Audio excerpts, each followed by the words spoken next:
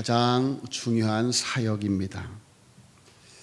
자, 우리가 교회를 다니면서 신앙생활을 하면서 하나님께 부름받은 사명자로서 주님의 제자로서 하나님의 여러 사역을 하게 되어지는데, 과연 하나님을 섬기는 사역 중 가장 중요한 사역은 무엇인가?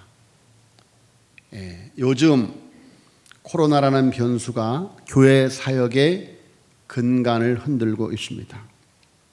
모든 사역이 중단되는 상황에 교회의 위기라는 소리가 여기저기 들리고 있습니다. 그나마 예배라도 어렵게라도 드릴 수 있음이 위안이 되는 요즘에 그렇게 바쁘게 돌아갔던 사역이 중단되다시피 한 요즘, 이래도 되는가 하면서 교회의 사역이 무엇인가 깊이 묵상하고 생각하는 시간을 갖고 있습니다. 교회의 사역이 무엇인가? 주보를 하면서 이제 매월 그 달의 사역들, 행사를 기록을 하는데, 요즘은 그 행사란을 적지 못하고 있습니다. 그야말로 모든 사역이 중단이 되어 있습니다.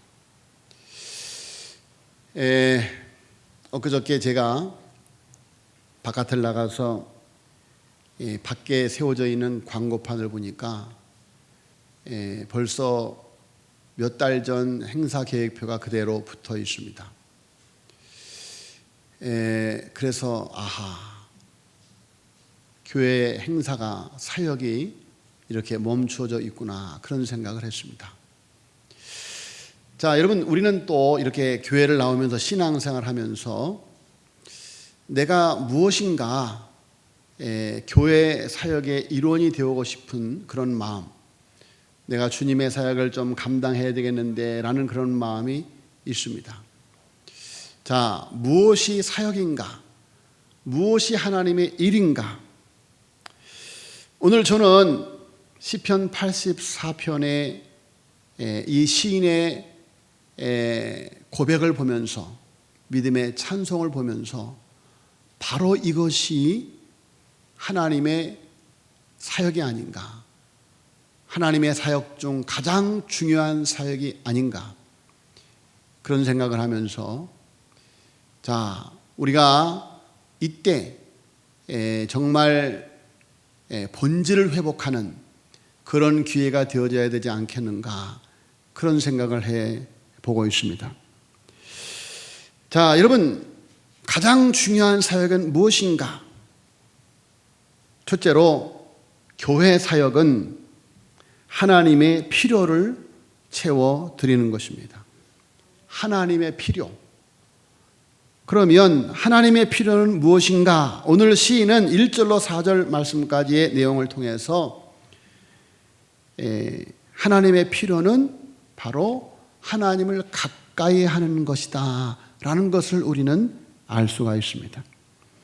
오늘 본 말씀 1절로 4절까지 내용에 보면, 만군의 여호와여, 주의 장막이 어찌 그리 사랑스러운지요, 내 영혼이 여호와의 궁정을 사모하여 쇠약하며 내 마음과 육체가 살아계신 하나님께 부르짖나이다.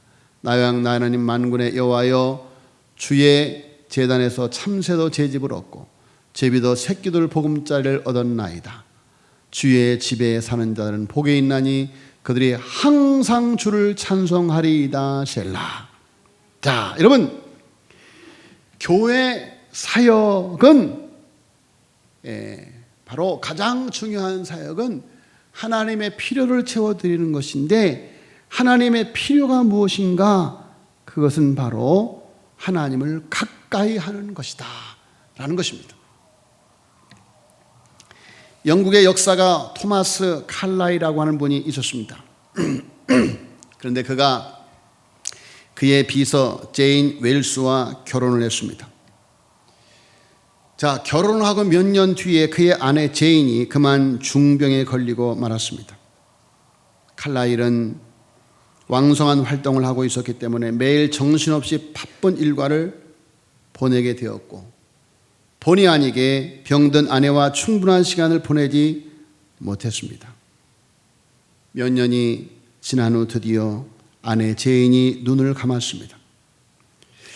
장례식을 마치고 집으로 돌아온 칼라일은 섬뜩할 만큼 허전하고 텅 빈 아내의 빈자리를 실감해야만 되었습니다. 그가 아내의 방으로 올라가 보았습니다. 그런데 그곳에서 아내의 일기를 발견을 합니다. 일기장에 이런 글이 적혀 있습니다. 어제 남편은 나와 1시간이나 같이 있어 주었고 나는 하늘을 날아갈 듯 행복했다. 나는 남편을 너무도 사랑한다. 이 글을 본 칼라일은 충격을 받았습니다. 자기 일에 몰두해 사느라고 아내가 얼마나 자기를 필요로 했는지 알지 못했던 것이죠. 제인의 일기장을 넘기자 또다시 가슴이 무너져 내립니다. 나는 남편이 집으로 오는 발자국 소리를 듣기 위해 하루 종일 귀를 기울이고 있었다. 그러나 이미 너무 어두워졌구나. 오늘은 못 오는 모양이다. 이 글을 본 뒤 그는 뛰쳐나가 교회 마당에 있는 아내의 무덤으로 달려갑니다. 그는 무덤 옆에 꿇어앉아 울고 또 웁니다. 내가 이 사실을 알았더라면, 좀 더 일찍 알았더라면. 자, 여러분, 사랑이란 무엇입니까? 하나님을 섬기는 사역 중 가장 중요한 사역이 무엇입니까? 과연 나는 하나님을 제대로 섬기고 있는가? 여러분, 사랑이란 만나고 싶고 교제하고 싶은 열망입니다. 반대로 미움과 무관심은 만남과 교제를 필요로 하지 않습니다. 사랑한다고 하면서 교제와 만남의 필요성을 느끼지 못한다면 그건 사랑이 아니죠. 사랑이란 같이 있고 싶은 것입니다.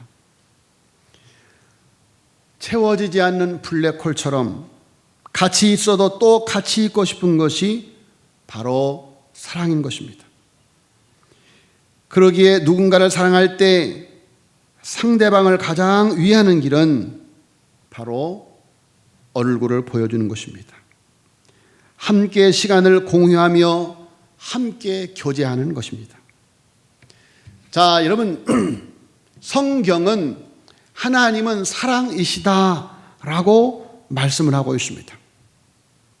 황송하게도 하나님은 그 사랑의 대상을 천사가 아니라 우리, 나, 즉 죄인들을 삼으셨습니다. 놀랍게도 하나님은 우리와 교제하고 싶은 열망이 뜨거우신 분이십니다.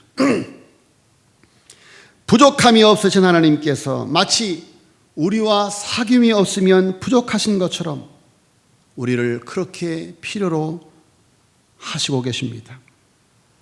자, 여러분, 하나님을 섬기는 사역 중 첫 번째는 바로 그분께 얼굴을 보여드리는 것이다. 하나님과 둘만의 시간을 갖는 것이다. 하나님의 첫 번째 필요, 그것은 바로 하나님을 가까이 하는 것이다. 하나님께 내 얼굴을 보여주는 것이다. 어떤 목사님이 이런 글을 썼습니다. 동생 식구들이 미국에서 나왔습니다. 몇 년 동안 부모님을 뵙지 못했기 때문에 직장 때문에 시간을 내기가 힘들어도 부모님의 얼굴을 뵙기 위해서 일주일밖에 머물지 못함에도 불구하고 많은 경비를 들여서 한국에 들어왔습니다. 목사님이 생각을 했습니다. 4인 가족이 한국에서 일주일 머무는데 경비가 얼마나 들까? 항공료만 해도 600만 원, 체류비, 기타 등등을 감안하면 최소한 1,000만 원이 듭니다. 자, 부모님께 얼굴을 보여드리는 대신 1,000만 원을 송금하면 1,000만 원이라는 용돈이 작은 돈이 아닌데 얼굴을 받다 치고 그냥 송금하는 것이 좋지 않았을까? 그런 생각을 하면서 아니지. 효율성을 따지면 그것이 좋을 수 있겠지만 그러나 부모님을 뵙는 것은 1,000만 원 이상의 가치가 있다. 부모님을 향한 최고의 봉사는 얼굴을 보여드리는 것이다. 자, 여러분, 그렇다면 하나님은 우리를 얼마나 보고 싶어 하실까? 하나님이 우리를 사랑하셔서 하나님이 세상을 이처럼 사랑하사 독생자를 주실 만큼 우리를 사랑하신 그 하나님이 우리를 얼마나 보고 싶어 하실까? 자, 여러분, 초대교회는 이 순서를 혼동하지 않고 그 결과 그들에게 능력과 힘이 열매로 나타났습니다. 힘과 능력은 오직 그분과 사귀게 됨으로써 맺는 열매인 것입니다. 왜 그리스도인들이 능력이 없습니까? 왜 그리스도인이 힘이 없습니까? 하나님과의 친밀한 교제가 없기 때문입니다. 자, 여러분, 교회 사역은 가장 중요한 사역은 바로 하나님을 가까이 하는 것입니다. 할렐루야. 그러므로 여러분, 오늘 우리가 이곳에 나와서 하나님을 예배를 드림이 가장 중요한 사역인 줄로 믿습니다. 가장 중요한 하나님의 사역은 바로 예배인 것입니다. 하나님을 가까이 하는 것입니다. 두 번째로 가장 중요한 사역은 그래서 하나님의 친구가 되어 드리는 것입니다. 요한복음 15장 14절로 15절에 보면 같이 읽겠습니다. 시작. 너희는 내가 명하는 대로 행하면 곧 나의 친구라. 이제부터는 너희를 종이라 하지 아니하리니 종은 주인이 하는 것을 알지 못함이라.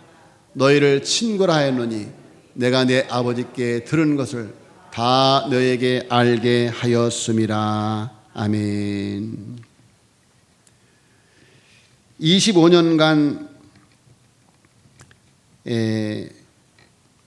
텍사스 휴턴에서 목회하신 한 목사님의 간증입니다. 사역을 위해서 쉼없이 달려오던 어느 날 주치의로부터 강한 권고를 받습니다. 심장이 스트레스를 많이 받은 상태이므로 잠시 사역을 내려놓고 휴식하지 않으면 안 된다는 권면이었습니다. 결국 목사님은 어쩔 수 없이 안식년을 가지게 되었습니다. 사역 초창기부터 복음 전도자로서 국제적인 사역을 할 정도로 왕성하게 활동했던 목사님, 자기 관리에 철저했던 목사님, 특히 매일 많은 기도 시간을 갖는 그런 사역자였습니다. 그런데 그 목사님이 어느 날 안식년을 보내는 도중에 하나님께로부터 충격적인 음성을 듣게 됩니다. 나는 네가 기도를 많이 한 것을 기쁘게 생각한다. 그러나 나는 결코 너의 온 마음을 받았다고 여기지 않는다. 자, 목사님이 큰 충격을 받습니다. 내가 하나님 앞에 내 전 마음을 토로하면서 얼마나 많은 기도의 시간을 가졌는데, 내가 얼마나 쉼 없이 사역의 길을 달려왔는데, 하나님이 내 하나님의 마음에 내가 온전히 기쁘지 아니하다니 도대체 내가 무엇이 부족한가? 하나님이 기도 중에 이렇게 대답합니다. 너는 기름 부음과 너의 필요가 채워지기를 위해 기도했고 또 영혼들의 구원을 위해 기도했다. 좋은 기도였다. 하지만 너는 나와 함께 시간을 보내는 것, 너는 나와 함께 시간을 보내는 그 자체를 위해서는 기도 시간을 갖지 않았다. 다시 말씀드리면 하나님과 함께 시간을 보내는 것, 그 자체를 왜 즐거워하지 않았느냐?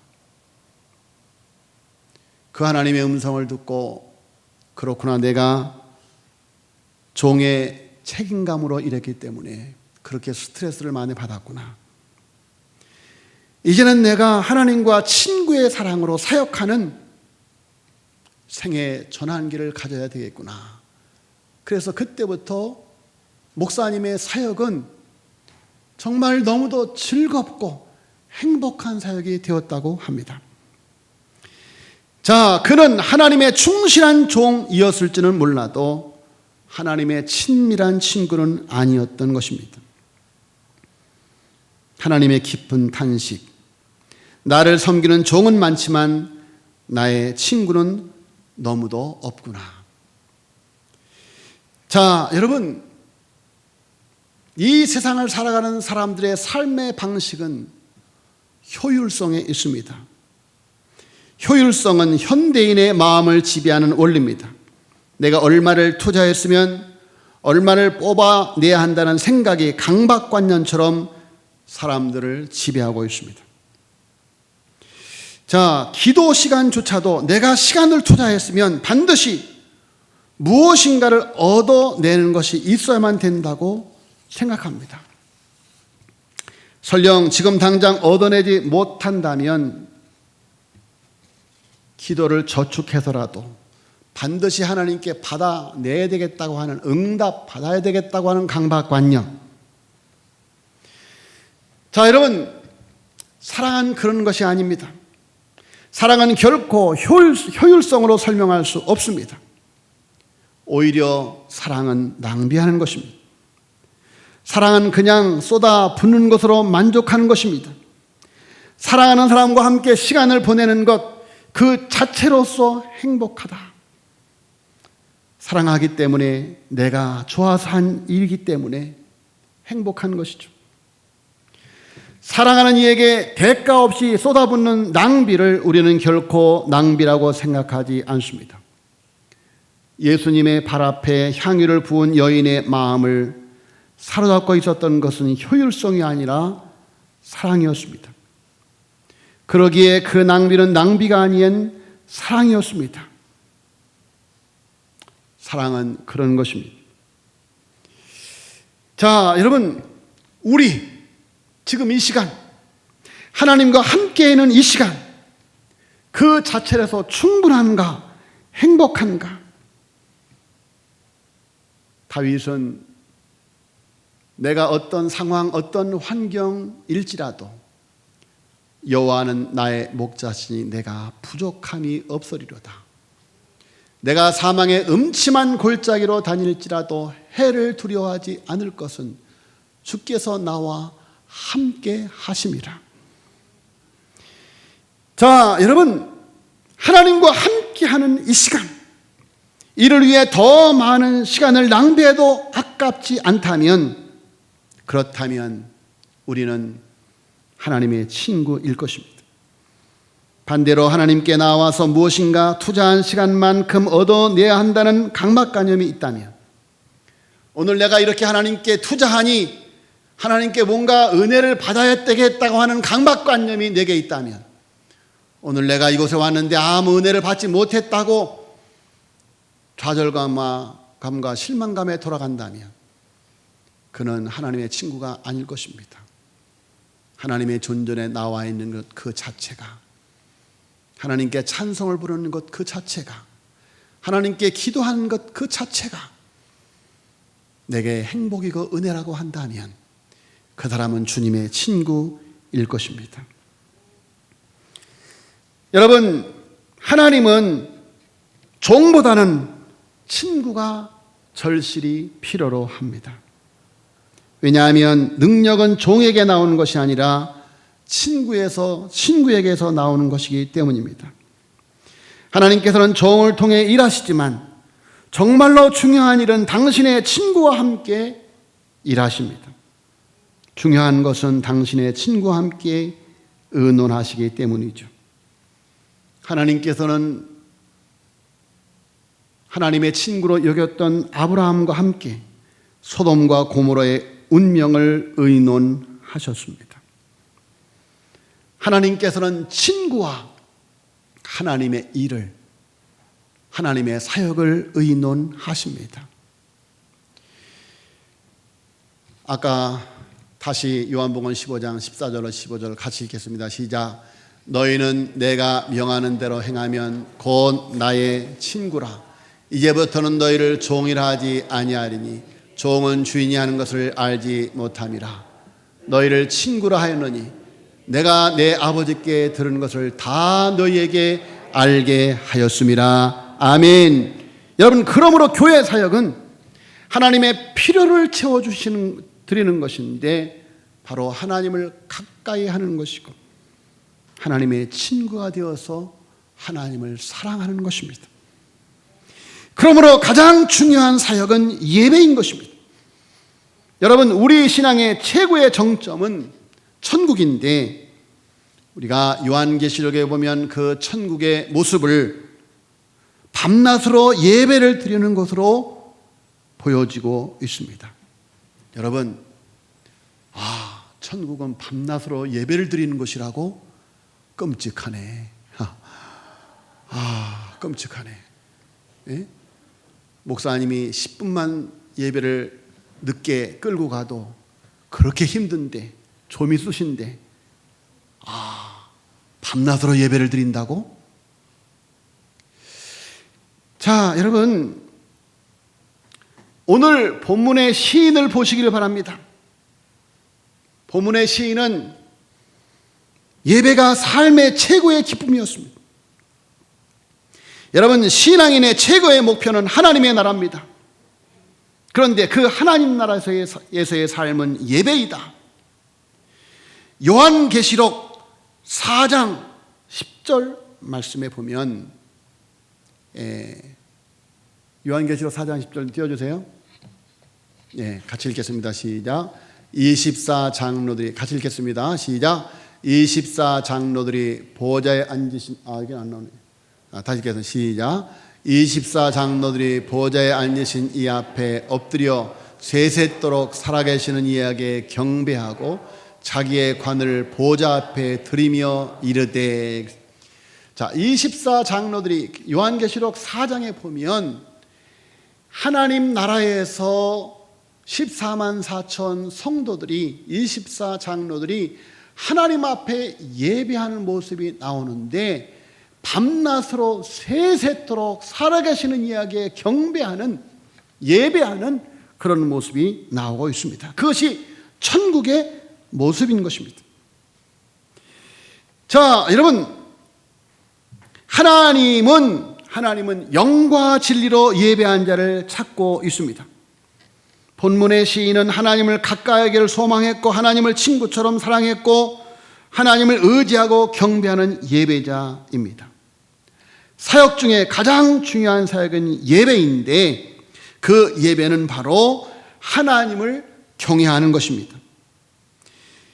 요한계시록의 말씀처럼 밤낮 쉬지 않고 감탄과 경외의 고백을 드리는 곳, 하나님을 만난 사람은 그 영광 앞에 감탄과 경외로 하나님을 찬양하게 되는 것입니다. 자, 여러분,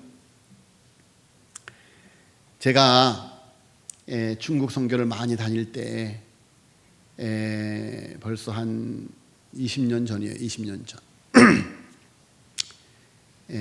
백두산을 올라갔습니다. 백두산을 올라가서 제일 높은 곳에서 백두산 천지를 바라보는데 이제 올라가는 가이드가 하는 말이 올라가는데 막 구름도 끼고 막 이렇게 그래요. 그러니까 가이드로서 이제 손님들에게 좋은 그런 백두산 천지의 그 장관을 보여줘야 되는데 이렇게 막 날씨가 험하니까 말하기를 그래요. 이 곳에 천지를 보러 오는 사람들 중에 10번 올라왔다면 3번 보는 사람이 많지 않습니다. 그래요. 그 정도로 일기가 변화무쌍하다는 거예요. 구름이 많이 낀다는 거예요. 자, 그러고 올라갔어요. 올라가는데 놀랍게도 딱 올라가는데 구름이 쫙 거치고 그리고 이제 천지가 쫙 드러나는 거예요. 그 천지를 딱 쳐다보고 있는데 그 천지의 경외감 앞에 그야말로 뛰어들고 싶은 막 충동이 일어난 거예요. 뛰어들고 싶은 충동. 그래서 그 천지에 뛰어들어서 녹아지고 풀어져서 하나가 되고 싶은 그런 장관이 펼쳐지고 있어요. 너무도 황홀해요. 너무도 엄청난 그런 모습이에요. 또 한번 제가 하와이에서 저를 청빙한다고 해서 하와이에 여러 번 갔다 온 적이 있는데 이제 거기 장로님들과 같이 이렇게 하와이를 여기저기 구경을 합니다. 구경을 하는데 하와이 하와이가 섬이 한 7개 있어요. 그 중에 제가 한 4개를 가봤는데 이제 하와이 섬 가운데 이제 여러 섬이 있는데 지금 섬 이름 생각이 안 나는데 한 섬에 가서 그 섬의 그 바다 끝을 갔어요. 바다 끝. 그 섬의 끝을 갔는데 왜 그곳을 이제 그 안내하시는 장로님들이 데려갔는가 하면 정말 너무도 신비스러운 그런 곳이기 때문에 데려가는 거예요. 그걸 가보니까 바다 끝과 하늘이 만나는 우리가 바닷가에 가면 바다 끝과 하늘이 만나는 수평선을 다 볼 수 있죠. 그런데 그런 정도가 아니고 그야말로 하늘과 바다가 만나는 것처럼 너무도 신비스러운 그런 장관이 펼쳐지는 거예요. 그야말로 압도되는 장관 앞에 할 말을 잃어요. 숙연해져요. 그 순간은 지루함이라고 하는 말을 할 수가 없어요. 그야말로 그 자연과 일체가 되어버리는 황홀, 행복, 감탄, 경외. 자, 여러분, 창조 솜씨 중 작은 한 부분만 보아도 이러한데 장차 창조주의 영광과 그 하나님의 아름다움의 하이라이트 앞에 설 때, 그 하나님의 나라의 아름다움의 하이라이트 앞에 설 때 받을 충격과 감동을 어찌 표현할 수가 있겠습니까? 자, 여러분, 예배는 바로 그것입니다. 황홀과 행복과 감탄과 경애, 이것이 바로 예배의 본질이다. 예배의 본질이다. 요즘 수요일, 금요일 찬송을 좀 많이 불러요. 아니, 요새 코로나 시대인데 웬 찬송을 많이 부르냐라고 말씀하실지 몰라도 우리 도원이가 이렇게 드럼을 치겠다고 이렇게 오니까 도원이를 위해서라도 이제 찬송을 많이 불러야 되겠어요. 그래서 찬송을 많이 부르는데 그러는데 제가 은혜를 받아요. 찬송을 부르면서 얼마나 은혜가 되는지. 여러분, 통성기도 하지 말라 그러잖아요. 그러니까 찬송으로 그냥 기도하는 거예요. 찬송으로 기도. 여러분, 수요일 특별히 금요일에 좀 나오세요. 너무 이 찬송이 얼마나 은혜로운지. 저만 은혜로운가요? 어쨌든 너무너무 은혜로워요. 저는 찬송 시간이 너무너무 은혜로워요. 자, 여러분, 이사야가 성전에서 기도하는 중에 하나님의 임재를 봅니다. 하나님의 임재. 성전 안에 하나님의 광채가 가득 찼는데 눈을 뜨고 볼 수가 없고, 보좌에 하나님이 앉으셨는데 그 광채로 인하여서 하나님을 볼 수 없어요. 그런데 그 앞에 천사들이 쫙 날면서 거룩하다, 거룩하다, 거룩하다. 에? 오늘 이렇게 솔리스나도 찬양 부르듯이 쫙 찬양을 부르는데 6날개가 있는데 2날개로는 눈을 가렸고 2날개로는 발을 가렸고 2날개는 날면서 거룩하다, 거룩하다 하나님을 찬양하는 찬양의 그 소리가 막 지축을 움직이는 거예요.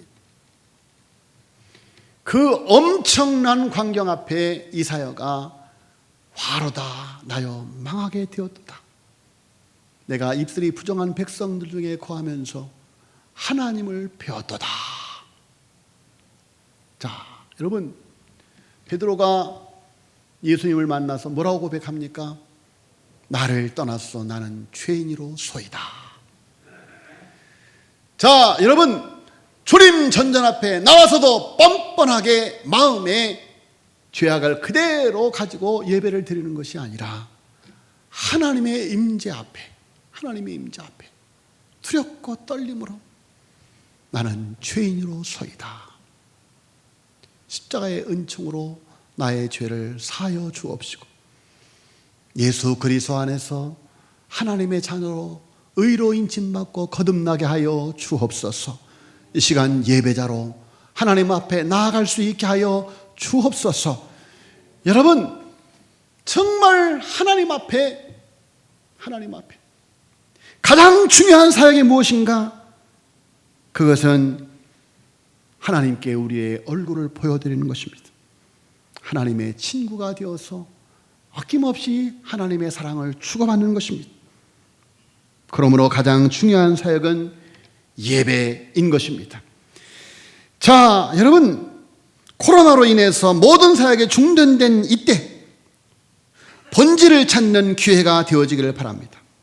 예배에 온전히 집중하는 기회가 되어지기를 예수님의 이름으로 축원합니다.